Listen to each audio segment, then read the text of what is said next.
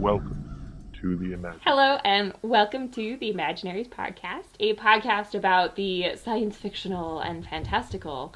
And today we are going to focus on a branch of science fiction that we haven't paid as much attention to lately, and that is science fiction in television. And my name is Ken. I'm here with my fellow podcat, Tony. Say hi. Welcome. And we're going to talk about, one of my favorite television series of 2017, which did bleed over into 2018, and that is Star Trek Discovery. So, Tony, shall we talk about women? Yeah, let's talk about women at disco, which, by the way, disco is what we're calling Discovery now and forever, so just be ready for that. Star Trek Disco, it's a sparkly one. In addition to being a sparkly one, it was also a really important television series for me in that it featured a bunch of different female characters doing a bunch of different female things. And they were leaders, they were followers, they were weird, they were great, they were complicated. They were pretty much everything that I had been looking for in science fiction television and had been lacking when it came to female representation on screen. So I just wanted to kick off this podcast by noting that and asking you, Tony, how you responded to the women as portrayed in this show, because you have more of a background with the other Star Trek series than I do. Well, one of the things that I noted is that pretty much all of the important characters who are women who we develop, both main cast and supporting cast, are all in a position of command or interested in a position of command. You have Michael Burnham, who is the focal character of the show. You have Captain Giorgio, who is, appears in multiple ways, in multiple personas. You have Tilly, the cadet in engineering, who is just amazing.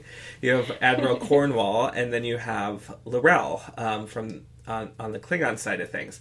And each of those five characters has her own sort of command arc through the season, and even the ones who get a little bit sometimes trodden on at the expense of the plot. I'm thinking specifically of Cornwell and Laurel here.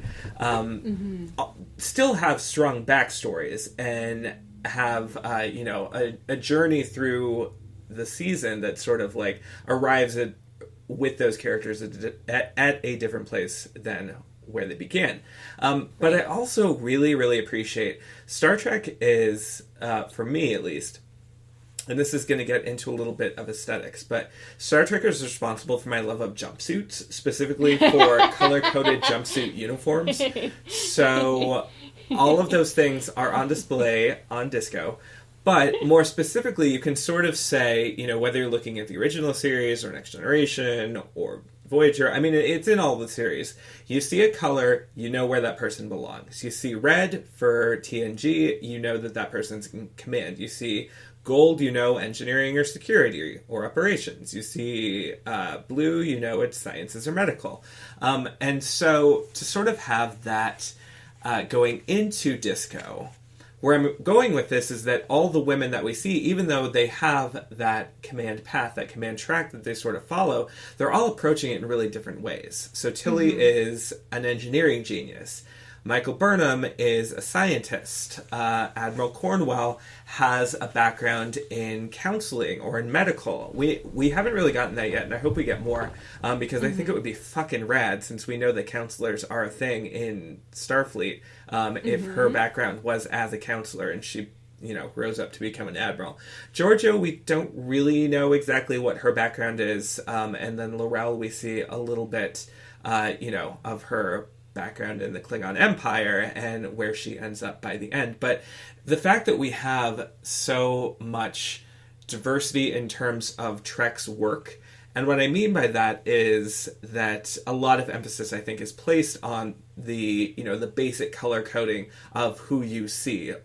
Some of the archetypes of Trek of some of the archetypes of Trek. Maybe the red shirt is the most obvious, going all the way back to the original series. But the fact that we have so much representation in what these women do, in what their backgrounds are, and what they know, I think is a really big deal, as well as, to add on top of the fact that they are there in the first place, and that we have so many women of color as well. Yeah, and I think I'll take a tangent here in a second to talk about another thing that we'll be discussing later. But one of the things that really strikes me about having so many women on screen is that you can have a couple of failures or incomplete story arcs, because there are enough other women on screen to still have some rich and complete story arcs. Like in a sense, there is a hodgepodge of where characters end up and how well they're done. But because there's enough women on screen, some of them are done really, really well. And that is enough. Like, that is, when you reach a critical mass of representation, having a couple of failures is less disheartening or devastating than it would be otherwise. Yeah. And the tangent I'm going to take is maybe to skip us a little ahead to another conversation about representation. Representation of the queer community in Star Trek Discovery. You had 2 coded queer characters, and one of them gets killed. Well, that's a 50% death rate, and that fulfills the bury your gaze trope.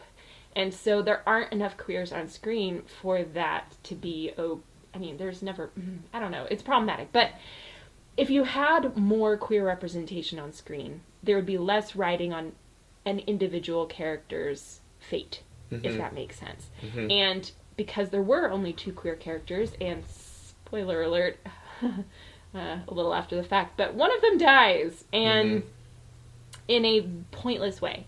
Yeah. Really. And that is, for me, the greatest failing of this series is that one story arc. And so to go from having such fantastic female representation to such shitty queer representation all in the one series, it really kind of gave me whiplash a little bit. And I was wondering how you felt about those 2 aspects of representation in conversation with each other, especially in light of the fact that this is the first on-screen queer relationship depicted in a Star Trek film or television series. Yeah, for sure. Well, to go back to women, and specifically women of color, the Star Trek franchise has a lot to live up to with the legacy of Uhura, and not only the character of Uhura, but like the larger-than-life person that Nichelle Nichols became. Like the way that, she single-handedly did so much for STEM education for girls, and specifically girls of color, and to see then that we were going to get a show that had 2 women of color as captain and first officer of a ship was like so exciting. And the fact that we lost one of them after the first 2 episodes was kind of disappointing. I when I say kind of disappointing, I mean it was very, very disappointing. But the fact that until she comes back, that's in air quotes. I know you can't really see that, but air quotes. But with that said, Sonequa Martin Green is such a phenomenal actress. She carries the show, which in some ways, I'm thinking of one particular episode here, the one where she's trying to reconnect with Ash Tyler. It's difficult, and it's difficult because she's in a position where, or I should say Michael Burnham is in a position where she, for the majority of the season, is not in Starfleet. She doesn't have a rank. She's not a part of, the command structure for the ship. And yet so much happens to her on the ship, and it feels like at the same time I really like that we got the perspective of a person who's not an officer in Starfleet, even though she was an officer once. That was fantastic, but it puts the show in the awkward position of having to involve her in so many things. And then, of course, I think it did a pretty good job of we had, it was actually the mirror captain who was doing all of these things. And that's why, and I don't mean that as hand wavy. I think there was a lot of thought that went into this, but coming all the way back around, I think that Michael Burnham does deliver on the importance and the legacy of Uhura's character. Definitely good there. Again, the fact that we have so many women at all is really, really heartening. We've had, characters like Major Kira on Deep Space Nine, Captain Janeway, obviously, on Voyager. We've had women in roles of authority on all the series, which is fantastic. And that we have even more that we're continuing there is great. Yeah. But, and can I say, before you do your butt, that the arc of Tilly was the most goddamn satisfying thing I've ever seen in my life. Because I went from episode 1, where I was like, I really hope she becomes a captain by the end of this television series, to holy heck, she is the captain right now, and she is kicking ass. And anyway, so huge fan of Captain Tilly, now my favorite Star Trek captain of all time, and also captain or non-captain, one of my favorite characters of Star Trek in all time. So so there are some really, really strong moments with women. There are some uneven moments, and then there are some weak moments. But I think, because we had the sheer quantity of representation of women on screen, it was less bothersome to me than I'm assuming where your butt goes. Yes. So my butt returns to the queer characters. And this is the opposite of women, of people of color on Star Trek. There's never been any queer representation, like you said. And so anything is greater than 0. If we have 1, that's more than none. And that's something that Star Trek has struggled with for a long time. Like, since the early days of Next Generation, they've tried to push various writers, various showrunners, various actors have tried to push for having better representation, having any representation. And it's just never come to be until we got here. And not only at the beginning of the series do we get queer representation, we get to see 2 men in a long-term relationship who obviously care for each other. One of them is a man of color, and I was like, awesome. Like, Discovery did such a good job with that. And then the death was so unnecessary and so frustratingly unnecessary. And I wrote in our show notes that if there was a moment where for which I would stop watching the show. And I've had that moment with other shows. I've had it most recently with Altered Carbon. I've had it with Game of Thrones. And I didn't have it here, but the closest point was when that death occurred. And it frustrated me, not because I think that queer characters or characters of color or, any other sort of character should be on a pedestal and be immune to bad things happening. But I don't think it was done well. There was no reason for that death to occur. There was no reason for it to occur for the one queer of color character on the show. And I don't know, it just felt so meaningless, but also not intentionally meaningless. Like, when I think back to the first season of Next Generation and, when Denise Crosby wanted out of her contract, so they killed off Tasha Yar, that was done poorly, but it was done intentionally so. Like, it wasn't supposed to be received poorly, but it was supposed to be, this is just kind of the job. This is, what happens. And even something like that would have been better than this. It was just a really sloppy move. Like, seriously, it made me think of Galaxy Quest, which is a fantastic movie, but like when Sam Rockwell's character is like, wait, I'm the character who gets killed off before the first ad break to show how serious the situation is or something like that. I'm like, really? That's why they killed him, to show that Voke was actually Ash all along, which, by the way, I figured out. And like, really? That's why we needed it? We couldn't have just seen him, like, I don't know, get away or like knock him out. Basically, there are like 1,000 ways it could have been done without the death. There are even more ways that it could have been salvaged. I was so annoyed at this. Not just because they killed off, the queer man of color, but because it was so poorly done. Yeah, and he was a great character. Like, he had a role and a purpose in the show. Doctors in Star Trek traditionally have been pretty important roles. Yeah. And I'm assuming going forward there's going to be a lot of injuries, so it's not Probably. like there isn't a job for him to fill, and I'm assuming they're going to have to bring in someone else to be Doctor now, which Right. just feels like it felt careless. Like, this Yeah. is a character that could have been very important. Mm-hmm. His death was meaningless the way that it was carried out, so you could have found an alternate character to convey the same mindless rage that, Ash Tyler was supposedly invoking at that point. So, Yeah. and like, there honestly would have been other characters that would have felt way more about if you'd killed off in that moment. And so, yeah, it felt like they went down a roster of names and said, well, he's not going to be important until the end of this season, so I guess, sorry. Yeah. And that's no the other reason thing, to kill a character.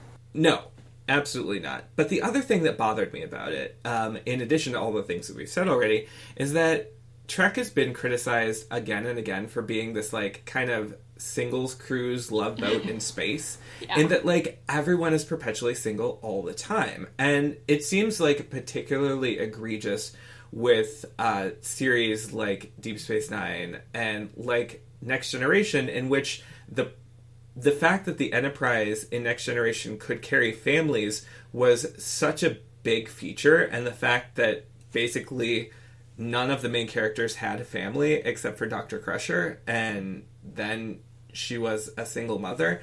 Like, what I would really like to see Trek do is represent all different kinds of families. Sure. And the problem is that we get, like, no different kinds of families. And I included Deep Space Nine in there, and I actually really love how we go from Ben Sisko at the beginning to being, like, really... From being really depressed to going out with Cassidy Yates to eventually getting married at the end of the show, and I think that's a really great arc. But the fact that we have none of that in basically any of the other series, the fact that across all now 6 of the Star Trek series, we have one regular character who's in a long-term relationship or a marriage whose partner doesn't get killed off at any point is, like, so weird to me. Like, not... And I'm saying this as someone who, questions the institution of marriage and wants to, like, queer these things up. But at the same time, like, is the future that the Star Trek franchise is asking us to look at, is it really true that, like, there are no long-term relationships except for, like, 5% of the population or 5% of Starfleet? Sure. Like, it's this weird sort of vision of the future that they're showing us. So, point A, you're not wrong. Point A, you're not wrong. Point B, I'm actually really grateful that for their first family unit, they chose a strong, capable, single mom character. However, I think that relationships in Star Trek in general indicate a larger problem, which is that in the Star Trek universe, relationships exist in order to create character arcs. Yeah. By loss or grief or disappointment or betrayal or something along those lines. So yeah. every time you do see a relationship that forms on screen, you know it's doomed. And I actually knew that instinctively about Michael and Ash fairly early on in their relationship. It was, like, coded, and I think it might have even been in the musical cues for their relationship. Yeah. And, like, you knew. And it's not just because of whatever aesthetics or music was going on in the background. It was also because this is what Star Trek does. This is the stamp of Star Trek relationships, that they end. And that is part of the emotional arc of every Star Trek show, is the dissolution of some relationship. And that is pretty problematic, in that it doesn't really show the possibilities that healthy relationships can open up. I'm not saying that there aren't a lot of unhealthy relationships on Earth today that need representing, but I do think that it's nice to see science fiction embody some of the things we want out of the future, and Star Trek is so well known on a lot of other planes of existence for doing that sort of a thing, like embodying a better future, a better us the best possible future in a sense, like when the Federation is an essentially optimistic enterprise. Oh my god. The Federation is essentially an optimistic endeavor. That's bad too. But I'm gonna lose it here. I'm losing the thread. But I want to see good, healthy relationships, and I think that if we're going to take a positivist approach to the future, we need to have a positivist approach to relationships at least once or twice. Yeah, right, Please. right. Yes, and it I'm not saying, again, I would love to see a diversity of relationships on Trek, both in terms of friendships, which it actually tends to do fairly well. Like, you have a diversity of different friendships across all the series, but in terms of long-term romantic relationships, familial relationships, like, Star Trek is coming up on empty. I mean, the fact that we have basically now that the regular queer characters are tied with the lasting relationships in the whole of the Trek franchise, like, that just seems like those numbers are way too low. We should be seeing more of something. Yeah. Now, we are eventually going to get to talk about some things we loved about this show. Yes, absolutely. But let's move into perhaps the last of our Debbie Downers, which is, let's talk about technology and how it's portrayed in Star Trek Discovery, for better or worse. And I think we kind of have a somewhat shared understanding of how we feel about the technology in the show. But I'd love to hear your thoughts first. Well, let's go ahead and talk about the elephant in the mycelial network, spore drive, which I have taken to calling spore. Warp. Because it's spore warp, get it? So bad. So here's the thing. Yeah. I think that the spore drive makes much, much, much, much more sense as a sequel hook than a prequel hook. As a prequel hook, you have to explain why it's been classified, why it's never come up again, why when, there are galaxy-threatening things happening from the Borg to the Dominion to the probe in the fourth movie. Like, why has this never, ever been mentioned again? And yet, if it's, a sequel series, if Discovery is a sequel series, then it makes perfect sense that there could be, the Voyager and Deep Space Nine, etc., have talked about, like, Warp 10 and Transwarp and other other alternatives to the warp drive. So I thought that this fit right in with that. And not only that, but, like, the aesthetics of the ship itself, and we'll talk more about aesthetics in general in a minute, but, like, the way that the consoles look, the way that the bridge is laid out, the way that the ship itself kind of looks, says much more to me that this is beyond what we've seen, like, beyond Star Trek Nemesis, than this is 10 years until the original series. And I don't know if they're gonna, like, futz around with that a little bit in the second season, especially now that we've seen the Enterprise represented in Disco's universe, or in Disco's aesthetic universe. How is it going to update? But one of the things I was thinking is that both aesthetically and in terms of technology, in Enterprise, we got this very, like, submarine feeling to the ship interiors and what they looked like and what the buttons were and, like, what the consoles were when people were working them. And obviously, the original series was very, like, 60s with a lot of, like, colorful lights, and I think that there's totally a way to marry those two aesthetics and to, like, do something really cool with how the ship interiors look and how they kind of, like, follow on from both those things.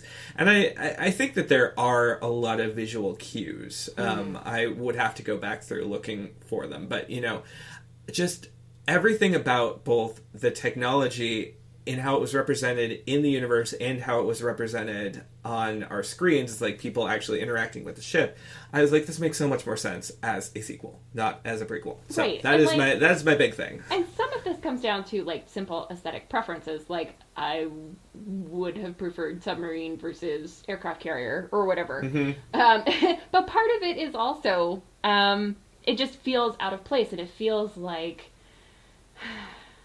It feels like they were going to go ahead and make this a sequel, but then they really wanted Spock. And so they just shuffled it back in time. And that's really uncomfortable for me when it comes to, as you said, explaining how this intersects with the other series. And it's so clear that, like, the entire first season is leading up to this meeting of their ship and the Enterprise. That is the final image on your screen at the end of the series. Spoiler. And so all of the drama, as good as it was throughout season 1, all of the really good story arcs that did happen, it feels like we were waiting for what the writers really wanted to do, which is to introduce Spock. Yeah. And I have a problem with that, because Spock is a great character, but he's not that great. I mean, he's great. Yeah. But he's not a character that I want to keep bringing back and re-envisioning and whatnot, because he was so good in the last couple of incarnations we've had. I actually really like old Spock out of the the reboot films. I think that he's great. But I would be happy to have the original Spock and then reboot Spock, or old Spock, I should say, and then for that to be it. Because once you have original series plus old Spock and new Spock in the reboot series plus young Spock, I guess, in Spock's dad and Spock's mom and Spock's foster sister, then it gets it's complicated. And like, complicated is okay, but they're complicating things unnecessarily so that they can stick this fan favorite character in the show. And that, I mean, fan service is well, it's sometimes okay. It's not necessarily great. It can be okay, but I feel like in this sense, Star Trek is shackled to its favorite character. And that's an issue. Which is really unfortunate, because if you look at some of, like, the series Bibles that informed the creation of the characters, how the scripts were written, etc., like, the showrunners have understood since the days of Next Generation that Spock is a character that people get behind. And they took what worked for Spock's character and sort of updated it. In Next Generation, we got Data and we got Worf. Data as the one who isn't human, but is kind of trying to understand humanity. Worf as the alien who's kind of an outsider, learning to work with humanity. In Deep Space Nine, we got Odo. In Voyager, we have Tuvok and Seven of Nine to kind of an extent when she joins the series. Like, in Enterprise, we have T'Pol. Like, we have no shortage of Spock-like characters who kind of are fulfilling an almost archetypal role when they start out and then, evolve into their own characters. Yeah. And Michael Burnham could absolutely have been a character like that. Like, she could have been raised on Vulcan. There's no reason that she had to be raised by Sarek. Like, I really hope we're not leading towards just that amount of egregious fan service, because I like these characters so much on their own. Like, I've spent a season getting to know them, and I care about them, and I don't want to see that shoehorned in favor of, like, going back to Spock, who is admittedly a wonderful character, but enough already. But he's not the only strength of Star Trek. We don't need the show to rest on his shoulders. And I mean, Michael Burnham's relationship with Captain Georgiou was just a delight. Here is the woman mentoring another woman relationship that we have all wanted out of our positivist future utopian star voyaging show. Like, we really, really wanted it. We got it. It was great. And then it's all over at the end of season 1, and we're moving on to the Spock relationship, I guess. I'm really hoping I'm wrong about this, but everything about the final episode points towards that being what season 2 is all about. Her coming to terms with her relationship with Spock, whatever that is. And fine, like, there's no reason not to do it, I guess, except for we had such a good thing going, and I would have been happy to have 2 or 3 seasons of Michael Burnham and Captain Georgiou, or Mirror Universe Georgiou, like, hashing out their issues. That would have been great. All I need is Tilly, Michael Burnham, and Captain Georgiou in shiny gold, Mirror Universe uniforms. That is all I need out of life, and they took it away. Well, speaking of that, I want to give some well-deserved accolades Yes. to the actors. Like, Yes. we've already started to talk about it, but this is... So, y'all know I like Star Trek a whole lot, and have seen nearly all of it, with the exception of the original series, which I have not watched all the way through, because it's the original series. But there always seems to be at least a few, well, one or more weak links in the main cast of every series. And whether that's because the actors themselves are not really of the same caliber, whether it's because the writing is substandard, cough, cough, looking at Voyager, there's some way that a character's not developed, or the cast doesn't really gel, or there's an actor who doesn't really do as well. And what I love about this cast is they're all so good. Yeah. They are so fantastic. I mean, and it's almost intimidating. It almost, I had several moments this first season in which I was like, there isn't a way that a Star Trek series should have gotten a cast this talented. It's so good. And let's start with an actor who's been criminally underloved until this year, and that's Doug Jones, who also happened to be the creature actor for The Shape of Water, which was our best pick, one of our two best picks for Film of the Year of 2017. Yeah. And he is also another great creature actor in Star Trek Discovery. He is Saru. And he's really good. And we've never seen him, well, at least I've never seen him get these kinds of roles before. One which requires him to emote so powerfully without a whole lot of dialogue. And another in which he is the voice of reason. He is, in fact, I think, one of the primary voices of the show. And he has got so much range. I stinking love Doug Jones, and I've followed him for a little while, but this was 2017 really was Doug Jones's year, and December of 2017 was his month. So first of all, I'd love to throw some love at Doug Jones. He might be my dark horse of the series, who I'm very, very happy to say is no longer the dark horse of the series. But, do you have a favorite character or actor? It's really difficult because, to say anyone is to also say that others aren't as good. I'm glad that you are throwing love at Doug Jones, because he is one of my standouts in that I didn't know if Saru was going to be more than a one-note character who was there for the beginning and to kind of fight with Michael a little bit, and then to sort of fade into the background. And so to have Doug Jones, basically go from uncertain, forced into command position to a really capable CO of Discovery is something that I loved watching, because that's not really a thing that we've gotten. Probably the closest we've gotten to that in any of the series was Worf's arc on Deep Space Nine, where he went from coming from the Enterprise on Next Generation to putting on the red uniform and basically going through command training under Captain Sisko. So I really like seeing that here. So all the love to Doug Jones. I already said that Sonequa Martin Green is phenomenal. Eyes. She has incredibly, not just really pretty, but really incredibly emotive eyes.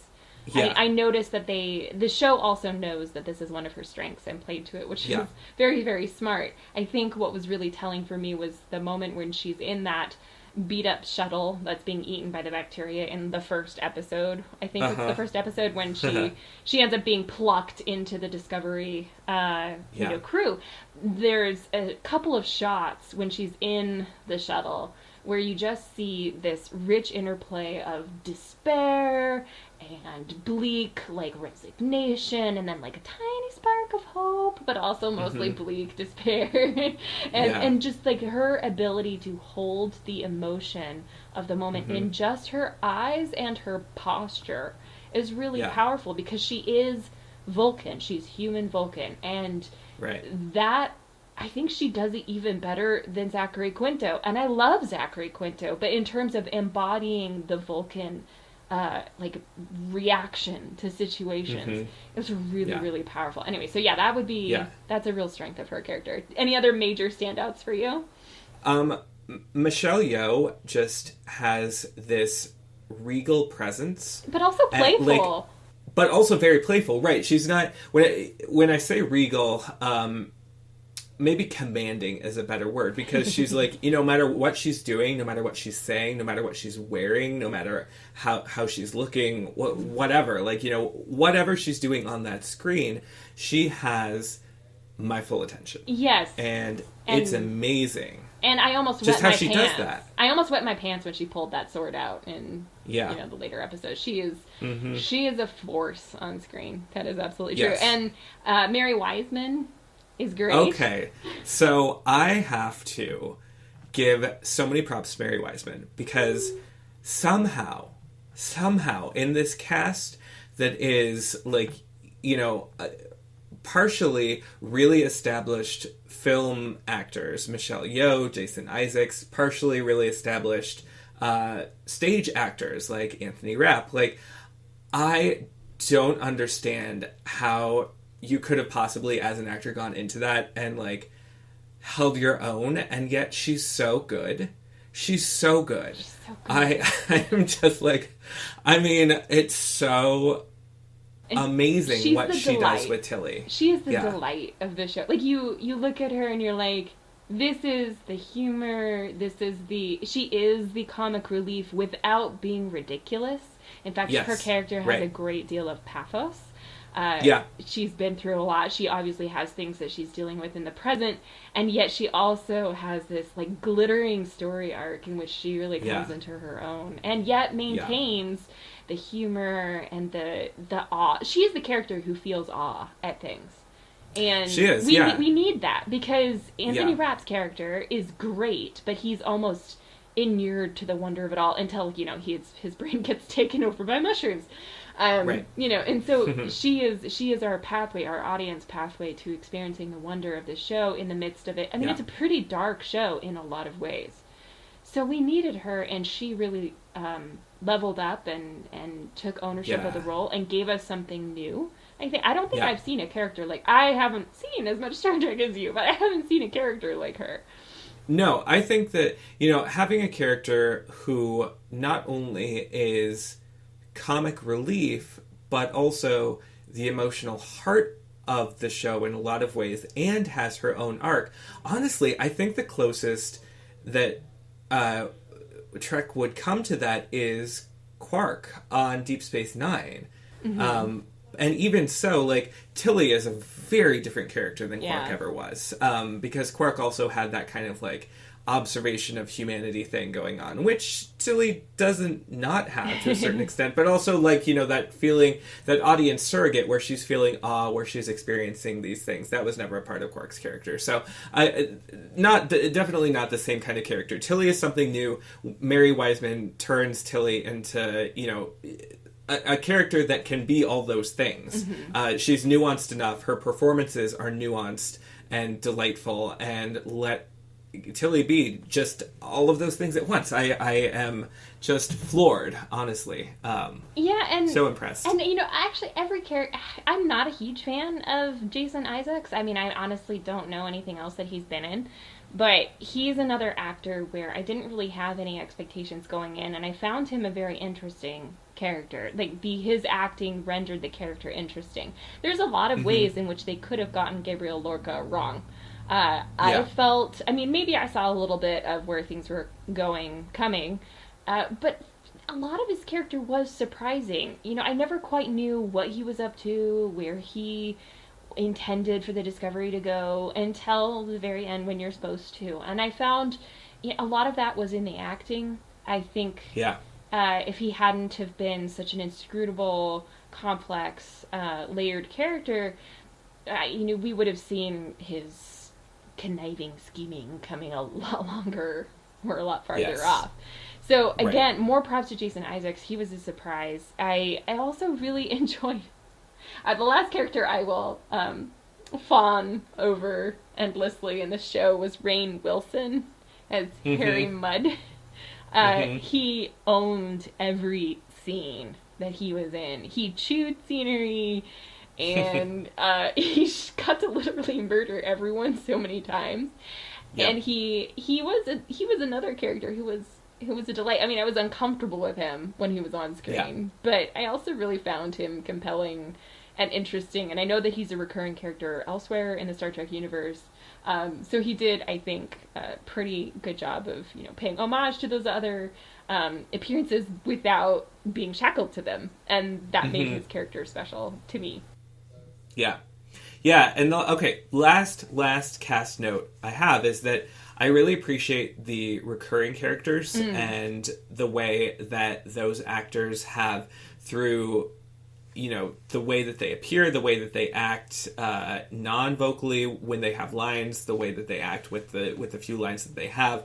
I find that really nice. Like, we have this bridge crew who we know Saru, we know Michael Burnham, but we don't necessarily know everyone who's on the bridge, which we have done in most of the other treks. And so to have them slowly develop over the course of the first season to where I know everyone who's on the bridge now, and so that final moment where the Enterprise appears, and I'm like, okay, this crew, this bridge, they've got it. Like, I appreciate that Discovery has invested just enough so far into making me remember who those characters are is top-notch. Really like the recurring characters aspect that Discovery is doing. And just don't kill them all off, please. Please don't. Please don't. Please don't. Okay, so a couple other positives. Yeah. The aesthetics of the show, whether or not you're a fan of the bridge layout or whatnot, it's really beautifully shot. I've never seen such a high quality set for Star Trek, and I've never seen such seamless and flawless visuals.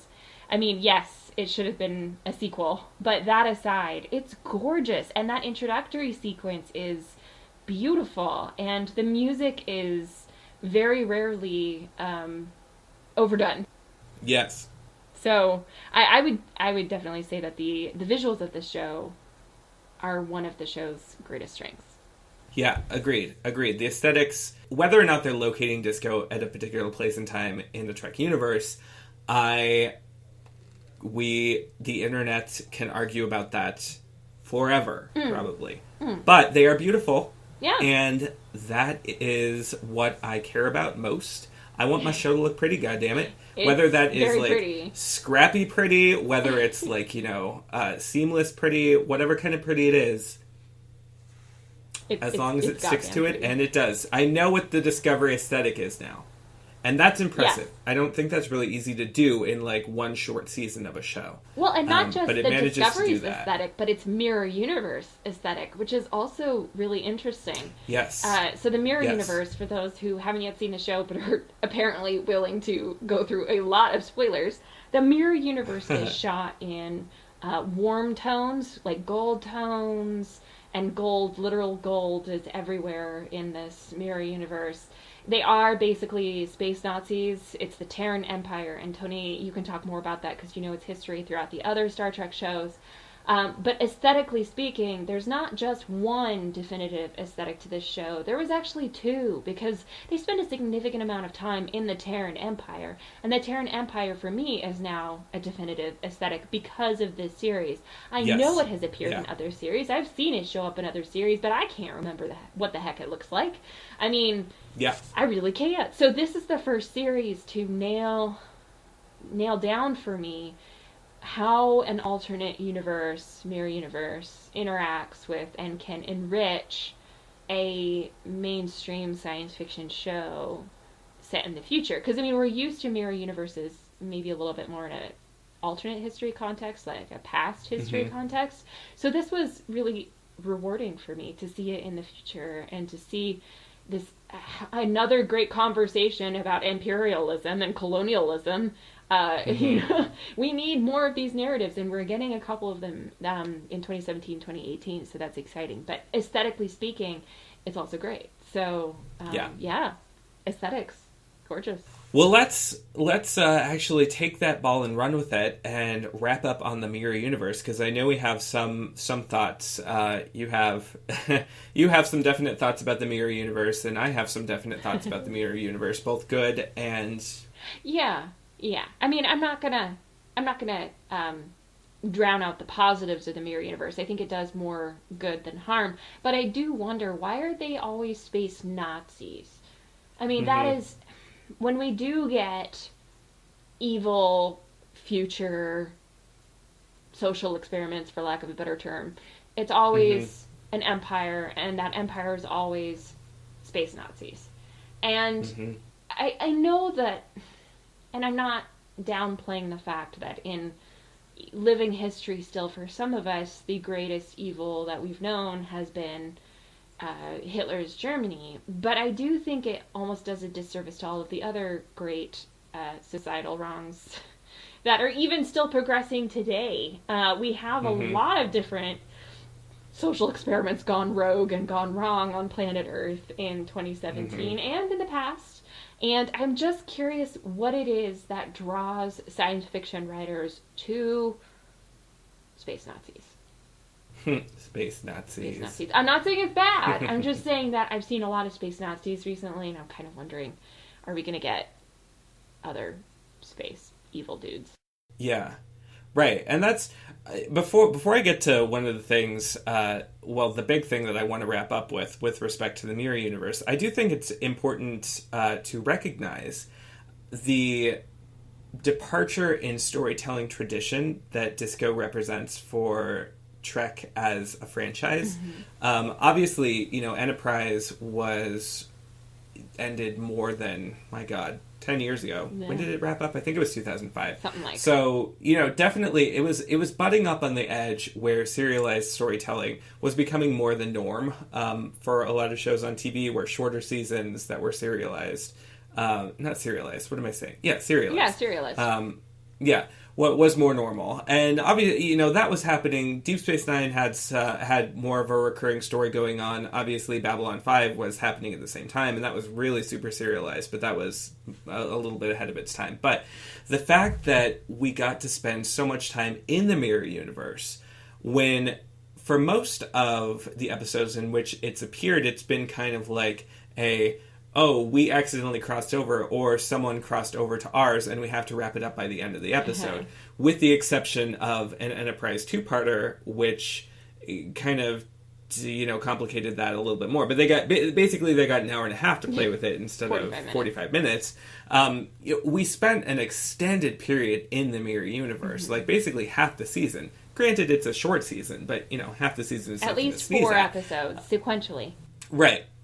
So, some of the problems were magnified. Like you said, space Nazis are not the most, they're not the newest idea on this particular Trek block.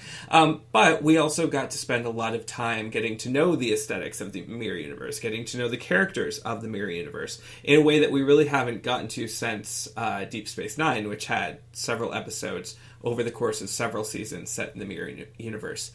So you had mentioned in our show notes that it's really, really gold in the Mirror Universe, both in terms of what people are wearing, because there's lots of bling, and in terms of lighting, that you have a lot of warm tones, a lot of yellow and gold lights going on. And that's the kind of stuff, that's the kind of detail that as a viewer I really appreciate. But that I also haven't gotten to know about the Mirror Universe up through this point. Right.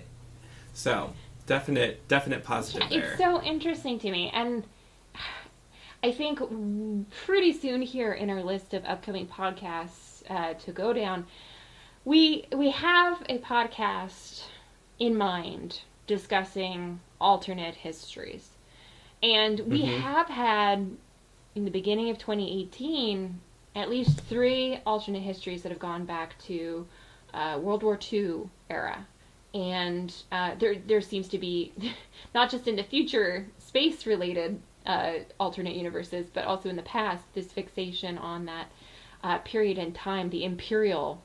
And there's a certain obsession with the Imperial, which is probably I don't know if it's envy or like, oh, that's so shiny, like let's live there a while, or what it is. But we're going to discuss alternate histories and their fixation with World War II era politics here pretty soon. So I don't want to belabor the point on that. I do think that the mirror universe illustrates one of Star Trek Discovery's most interesting functions and features, which is the embedded standalone episode within the larger, but not too large, structure. When you have a season of 22 episodes, having a single embedded storyline just feels like these serialized crime fiction shows where, like CSI, where everything is wrapped up by the end of the episode. But when you have one or two embedded episodes, like what's the one with the super long name that we gave the award to? Something to make the sanest man go mad. Magic. Music. Yeah, something. Tubas. Something to make the sanest man go mad. That episode was a single standalone episode. Everything was wrapped up by the end. It did contribute a couple of notes that would be important later to the rest of the series, but there's like one or two of those episodes in this season, and when you have one or two episodes that are embedded standalones within a 10 episode season, or a 12 episode, I forget how many there were, but within a shorter season, then they become points. They become anchor points for the aesthetic of the show, for the writing of the show. They are the distilled form for what the show is really all about. And I think that particular episode I struggled with at first because it was a huge shift in tone from the previous couple of episodes. But it displayed what the show can do when it's at its loosest, when it's at its most ambitious, and when it gets to do something a little wacky and crazy that's maybe not part of the main thread. So I think if we look at those episodes, and the Mirror Universe provides another avenue into that, we can see the potential for this show. If we just unshackle it from a couple of our fan servicey things, which I love fan service as much as the next person, but I also really get annoyed when it's so much. I think we can look forward to another season, which is really, really great, as long as they move past those things. So, your feelings about season 2, what do you think? Here is a long-winded way to answer that question. The best kind of answer. So, I would like to issue this challenge to Discovery. Not to me, hopefully. Not to you, no. To Discovery. So, Star Trek has never really shown any real ideological contrast to the Federation. You get these, like, big state things that are in the Alpha Quadrant and the Beta Quadrant that are more based on race than they are on ideal. So you have, like, the Klingon Empire, you have the Romulan Empire, you have smaller groupings, you have the Cardassian Union. Then you have obvious bad guys, like the Borg, who are kind of ideologically opposed to the Federation in that, you know, they're interested in taking over everything and sort of assimilating and making everyone think the same way. And I think some of Star Trek's most interesting rating has come out of comparing what the Federation does on a social level to what the Borg do, which, by the way, comes from Deep Space Nine, one of the reasons it's my favorite series. And then you have probably the closest to an ideological contrast to the Federation, and that's the Dominion, not surprisingly, also from Deep Space Nine. But you don't really get that ever. Like, we kind of see that the Dominion is a big power in the Gamma Quadrant. We get to know who the Jem'Hadar are, and the Founders, and the Vorta, and then immediately we go to war. And there's no real dialogue between, like, oh, is the Dominion doing things correctly, or is the Federation? How are they doing things differently? Is there, you know, a possibility that, like, Federation citizens, groups that are in the Federation, would defect to the Dominion because they prefer how they're doing it? But with all of that said, what I appreciate about the Terran Empire as Disco did it is that we kind of get that. A little bit. But they're still obviously bad. It's not perfect. Right. They're still obviously bad. Like, you're not going to defect to the Terran Empire, but because we see the Terran Empire through Lorca, through the Emperor, Giorgio, you know, through some other characters, we kind of humanize it in a way that we're a little bit disgusted with ourselves for humanizing. Like, you know, we're seeing fucking Giorgio actually eat Kelpie. Ugh. At the same time, like, you know, then Starfleet is relying on her to help with the Klingons, and Michael's really questioning, like, you know, I know you're not my Giorgio, but you are a Giorgio, so, like, what is our relationship? And that we have those kind of, you know, relationship quandaries and those kind of questions, and the Mirror Universe manifested in those characters is, I think, more than Star Trek has really done when it comes to ideological adversaries. Yeah. Am I reaching? I am definitely reaching. Is it perfect? It is definitely not perfect. It would be but so with interesting. that, It would be so interesting to see an extended contrast between two functioning, semi-admirable, possibly, cultures. And I'm thinking a great example of this done right is actually Anne Leckie's Ancillary series, in which you have, well, it's maybe less of a contrast, but I would love to see a culture like that portrayed in the Ancillary series. These are books, not yet filmed. I can't wait for them to be filmed. But to see a culture like that, where you have some loss of personal freedoms, but you also have essentially an empire that protects its own, that has things that are admirable about it, and not least is their obsession with tea. You have like civilization in several different forms, and that is the interesting central conversation of the Ancillary series. I think Star Trek could do it if it put its mind to it. I think it's one of those emergent ideas, like you see it trying to break through in Star Trek after Star Trek, but it hasn't quite gotten to the point where the show writers are like, this is what we're gonna do now. Like, they haven't centralized it, and I'd like to see it centralized. Not just as like a happy byproduct of an accidental, other storyline that's going on. Right. So, my answer to your question, as well as my wrap-up of the first season, is I saw the first season making overtures in that direction. I would really like the second season and or the future to show that the Federation can actually come up against an ideological adversary, even if it's not an adversarial relationship per se, and really, you know, kind of get at what the Federation is all about. And given that that was part of Michael's arc over the first season, that she was willing to give up those ideals at the beginning in order to, you know, stop a threat that she saw, and by the end she was willing to defend them, that is something that feels like, to me, is on, you know, in the writers' minds as they're pushing forward. Like, they're interested in exploring this idealism of the Federation more. So, that's my hope for the second season. I am looking forward to something like that happening. It is my challenge. Right to the Discovery Writing Room. Make it happen. Make it happen. On that note, I think we have reached the end of our podcast today. Tony, what can you expect to hear and see from us in the near future, both on our podcast and on our website? On our podcast, we have a few new episodes coming up, obviously. We're not going to have old episodes coming up that we're going to record. We like that so much, we're going to say those words again.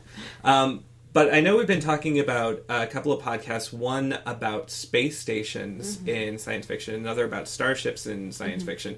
Obviously, those are really wide ideas, so it'll be interesting to see what we do there. We want at some point to talk about debuts, especially debut authors, and the really awesome work that we enjoyed last year that we're already enjoying this year. I know that we have a ton of ideas. Hopefully you guys are going to love them. If not, then start your own damn podcast. Oh, come now. As far as the website's concerned, we actually just got finished with partial redesign. So we got rid of some old things, updated some new things. Well, I did a few things. But we're hopefully in the near future going to bring you some new content as well. Reviews in written form and potentially in video form. One of the things I'd like to start doing is, I'll leave it as a surprise for now, but our YouTube presence may be expanding. Ooh, and that's all I'm going to say pretty cool. for the moment. Yeah, I'm very excited about some of the ideas we've been throwing around for when we both have some of our lives back from grad school. So Yeah. you have much to look forward to, dear listeners. And Tony, where can you find us? All right. So if you want to listen to us, remember we're always on iTunes and on SoundCloud and on YouTube under the Imaginaries. YouTube is going to have all of our back episodes, which iTunes and SoundCloud are not. And if you're interested in seeing what we're thinking about, our website, which is at www.imaginaries.net, is always a great place to start, as well as our Twitter handle, which is imaginary_pod. That'll probably be the most up-to-date stuff. So check us out in all those places. Visit us. Yeah. We will be posting more reviews to our website as well. So there's going to be lots of original content, fingers crossed, coming up in the near future. Thank you so much for tuning in to hear us jabber on about this fantastic, if a little bit messy show that is Star Trek Disco. And we hope that you not only enjoyed our podcast, but that you enjoyed Disco, and that you would be willing to give us some of your thoughts on Twitter. So check us out, drop us a line, let us know how you found the show, and we will catch up with you again in a couple of weeks. Bye!